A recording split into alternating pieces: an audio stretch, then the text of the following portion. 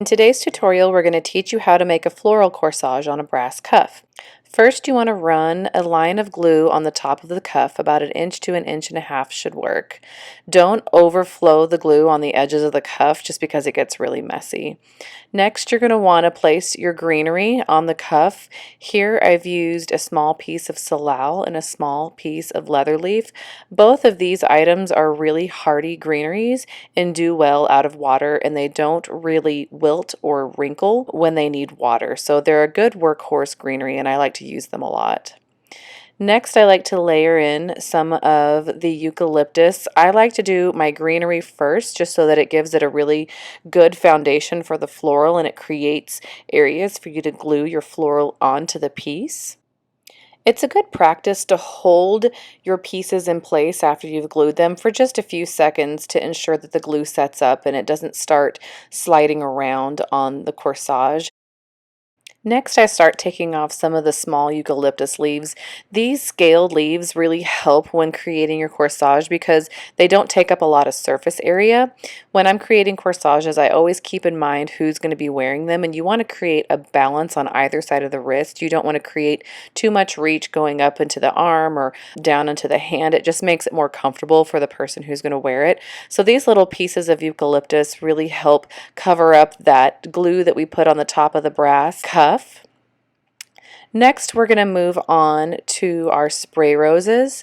I like to cut the spray roses pretty close to the top of the head and then remove any of the leaves or petals that might not look too great on the bottom of the rose.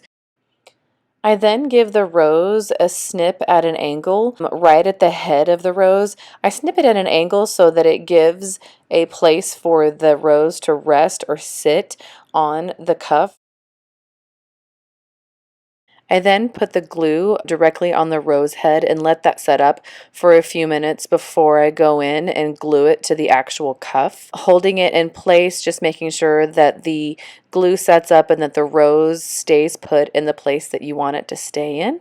Word of the wise, I always kept trying to balance my cuff to stand up, and sometimes when you start adding floral and greenery to it, it makes it off balance and it falls over a lot. So just be careful that it doesn't fall over and ruin your placement of your flowers. Next, I will do the exact same thing to this spray rose as I did to the first one. I'll give it a good cut at an angle, and then I will go ahead and put some glue at the base of the rose head and let that set up for just a few seconds before I put it on the cuff. Be careful when you're placing other elements on the cuff to not push or move the stuff that you've already put on there. So just make sure that when you're placing things, be mindful of the other components that you've already added and try not to squish them or move them around. Next, I put in a cute little rosebud. I'm trying to balance that big bloom on the other side. I think the other side is pretty much complete, but where there's a little bit more greenery or where there's a little bit smaller scaled items, I like to go in with some smaller components like the rosebud, or in this case I'm going to be adding in some of the chamomile, which is also called feverfew here. These are great scaled items to go in and add some more detail and keep layering in some of that detail.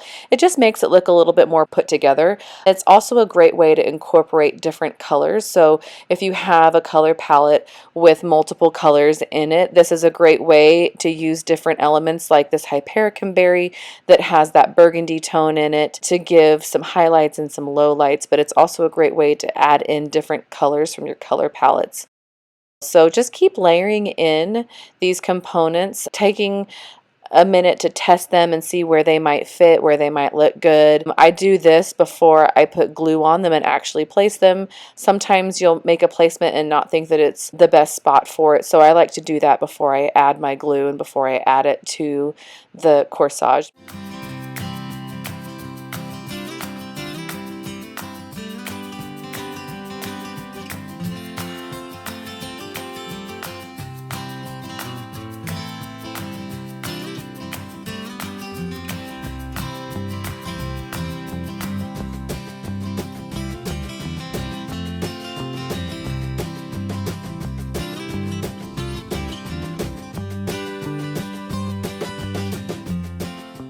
One important thing to remember too, when you're placing your items on the corsage, if it doesn't look the way that you want it to look, it's okay to either take it away or do a little bit of light editing to get the look that you're going for.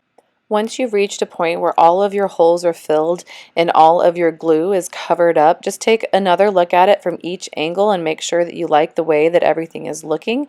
And once you do, you're done. Thank you for watching our flower cuff tutorial, and if you have any questions, please leave them in the comments below, or you can visit our website, bloomcultureflowers.com.